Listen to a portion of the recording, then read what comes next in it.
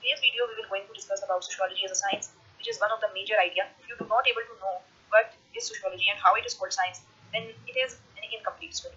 So basically इस aspect के अंदर हम इस आइडिया को स्टडी करने की कोशिश करेंगे कि सोशियोलॉजी साइंस कैसे है एंड साइंस होती क्या बेसिकली, और सोशियोलॉजी क्या साइंस है या आर्ट है. और अगर हम सोशियोलॉजी की डिफरेंट डेफिनेशंस के बारे में जिक्र करते हैं, जिसमें आपने प्रीवियस लेक्चर्स के अंदर स्टडी किया था कि sociology is the scientific study of society और sociology is the systematic study of human social groups. तो बेसिकली वो क्यों इसे सिस्टमैटिक या साइंटिफिक करार देते हैं. बिफोर डूइंग दैट कि सोशियोलॉजी कैसे एक साइंस है, सबसे पहले आपको साइंस का आइडिया होना चाहिए कि what is science. Science basically एक लॉजिकल एक सिस्टमैटिक मेथड होता है.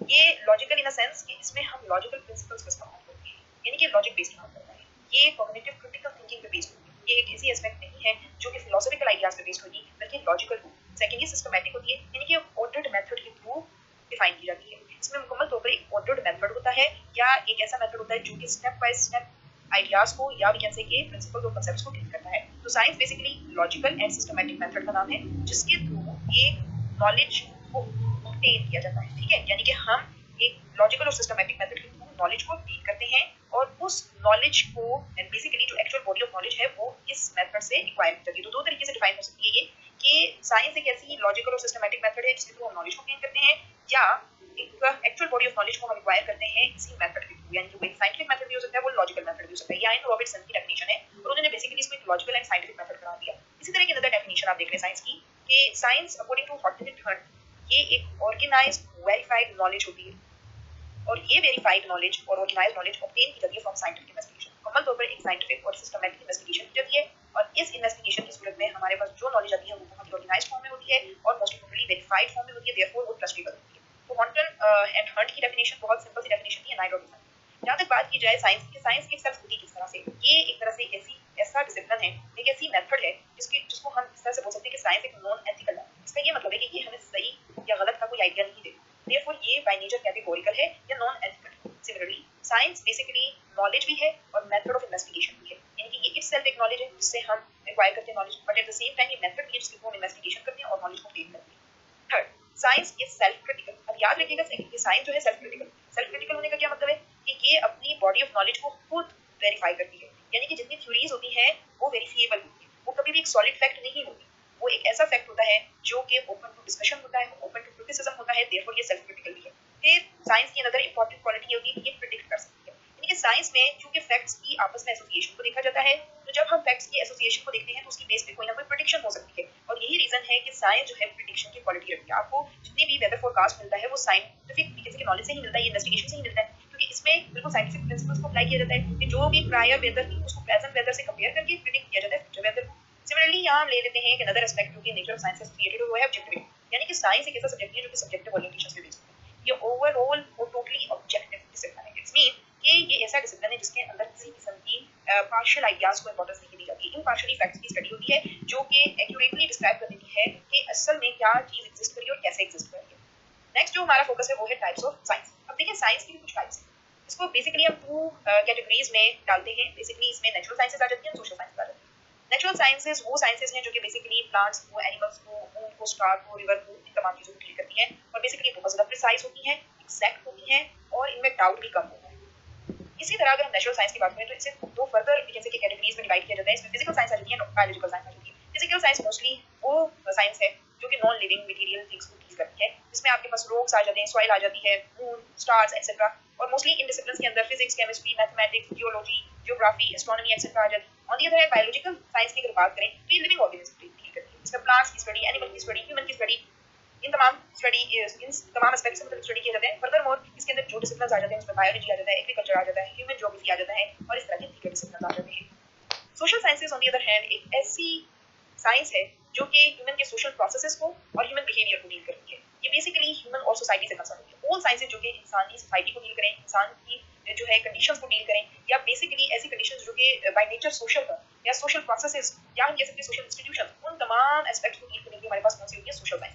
यानी कि कैटेगराइजेशन के हवाले से ये अलग कैटेगरी है जो कि सोशल साइंस के नाम से जानी जाती है. इसमें sociology, history, anthropology, economics, political science and philosophy etcetera आ जाती है.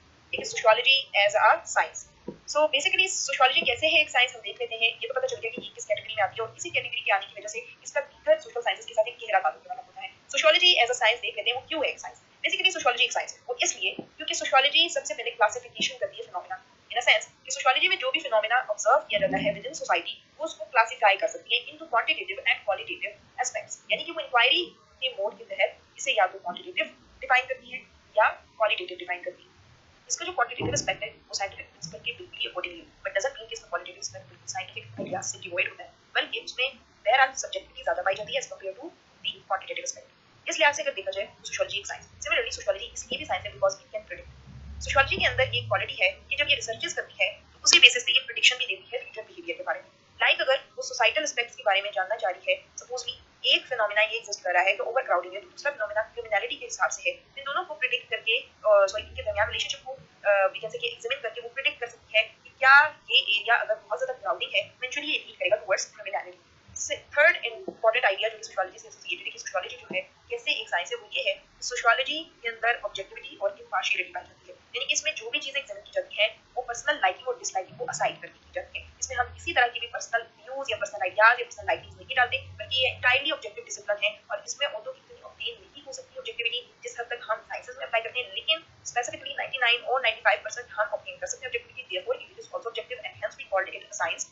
Similarly there is another thing which make it science, it is tools, यानी कि सोशियोलॉजी एक ऐसा डिसिप्लिन है जस्ट लाइक सोशल साइंसेस के टूल्स का इस्तेमाल, ये टूल्स को इस तरह से इस्तेमाल करके जिससे वो डेटा एक्वायर कर सकती है और उसकी बेसिस पे प्रेडिक्शन वगैरह दे सकती है। टूल्स में मुख्तलिफ किस्म की टेक्निक्स आ जाती हैं और इसके सैम्पलिंग स्ट्रेटजीज भी आती हैं। इन टूल्स के अंदर क्वेश्चनायर का इस्तेमाल करना, सर्वे का इस्तेमाल करना, इंटरव्यूज का इस्तेमाल करना, फोकस ग्रुप डिस्कशंस का इस्तेमाल करना, ये सारी इंडिकेशन है कि सोशियोलॉजी का साइंस। अनदर एस्पेक्ट जो सोशियोलॉजी को साइंस बनाता है वो साइंटिफिक मेथड। सोशियोलॉजी मुकम्मल तौर पर साइंटिफिक मेथड का इस्तेमाल, क्योंकि ये इटसेल्फ एक साइंस है, तो जब भी डेटा कलेक्ट करना होता है सोसाइटी के मुख्तलिफ कैसे कि इश्यूज को अंडरस्टैंड करना होता है, इसमें बहुत साइंटिफिक प्रिंसिपल का इस्तेमाल किया जाता है, जिसमें आइडेंटिफाई किया जाता है प्रॉब्लम को, उसके ऊपर मुख्तलिफ किस्म के लिटरेचर रिव्यूज किए जाते हैं और देन उसके ऊपर हाइपोथेसिस को डेवलप किया जाता है। उस हाइपोथेसिस की डेवलपमेंट के बाद उसका डिजाइन डेवलप किया जाता है। उस रिसर्च डिजाइन के अंदर आपको जितनी भी चीजें बतानी होती हैं कि भाई पॉपुलेशन क्या होगी, सैंपल क्या होगा, आफ्टरवर्ड जब आप उसकी स्पेसिफिक कैसे कि डिजाइन को डेवलप कर लेते हैं, फिर आप डेटा कलेक्ट करते हैं और डेटा के बाद उसको एनालाइज करते हैं थ्रू डिफरेंट स्टैटिस्टिकल पैकेजेस, तो इस लिहाज से ये एक साइंटिफिक मेथड को भी यूज करती है। सिमिलरली सोशियोलॉजी इसलिए भी साइंस है बिकॉज ये कॉजल एक्सप्लेनेशन। जाहिर है जब एनालाइजेशन ऑफ डेटा की बात आती है तो सोशियोलॉजी के अंदर ये भी कैपेसिटी है कि ये दो फैक्ट्स जो कि सोशल फैक्ट्स हैं उनको आपस में रिलेट करके ये डिटरमाइन कर सकती है कि both are related and hence influencing one another, therefore ये कॉजल एक्सप्लेनेशन दे रही है, यानी कि ये स्टैटिस्टिकल पैकेजेस को इस्तेमाल करके दो सोशल फैक्ट्स के दरमियान आपस में कनेक्टिविटी को डिटरमाइन भी करती है कि अगर पॉवर्टी एग्जिस्ट करिए तो वो लीड करती है टुवर्ड्स डिसअपॉइंटमेंट, या हम ये भी कह सकते हैं कि डिस्टर्बेंसेस इन द फैमिली वो जो है बच्चों में इक्वेशन को लीड करती है, तो लिहाजा ये कॉजल एक्सप्लेनेशंस भी देती है। अनदर इंपॉर्टेंट एस्पेक्ट जो कि इसको साइंस बनाता है वो है दैट इज जनरलाइजेशंस। अब जनरलाइजेशंस का क्या मतलब है कि सोशियोलॉजी कभी भी ऐसी डिसिप्लिन है जो कि स्पेसिफिक एरिया से रिलेटेड, ये चूंकि मुकम्मल तौर पर पूरी डेवलपमेंट करती है, देयरफॉर इसकी थ्योरी सोशल वर्ल्ड से मुताल्लिक होती है और हेंस इसको मुख्तलिफ सोसाइटीज पे अप्लाई किया जा सकता है। लिहाजा जो भी थ्योरीज है उसकी एप्लीकेबिलिटी टुवर्ड्स डिफरेंट सोसाइटीज होती है, लिहाजा इसके अंदर जनरलाइजेबिलिटी भी होती है, यानी कि एक जनरल साइंस है जो सोसाइटी के हर एस्पेक्ट को डील कर रही होती है, इसमें सिर्फ पर्टिकुलर एरिया को डील होती है। फिर अनदर इंपॉर्टेंट एस्पेक्ट ये है जो कि इसको साइंस बनाती है वो है that is social laboratory. Sociology just like we can say कि the other sciences has a laboratory for itself, यानी कि हम जिस तरह से दीगर डिसिप्लिन्स के अंदर एक लैबोरेटरी रखते हैं जहां किसी के एक्सपेरिमेंट्स करते हैं, तो सोशियोलॉजी को साइंस बनाने में उसकी अपनी एक सोशल लैबोरेटरी होती है जिसको सोसाइटी के चारों लोगों के बिहेवियर को एग्जामिन करती है, उसे ओरली स्टडी करके उसके मुताबिक कैसे प्रेडिक्शंस भी देती है और उसमें कॉजल एक्सप्लेनेशन भी प्रोवाइड करती है। बेसिकली हमारा आज का जो है टॉपिक इसी मुताबिक है जिसमें सोशियोलॉजी को एज अ साइंस पढ़ा। आई होप आपको आज की वीडियो पसंद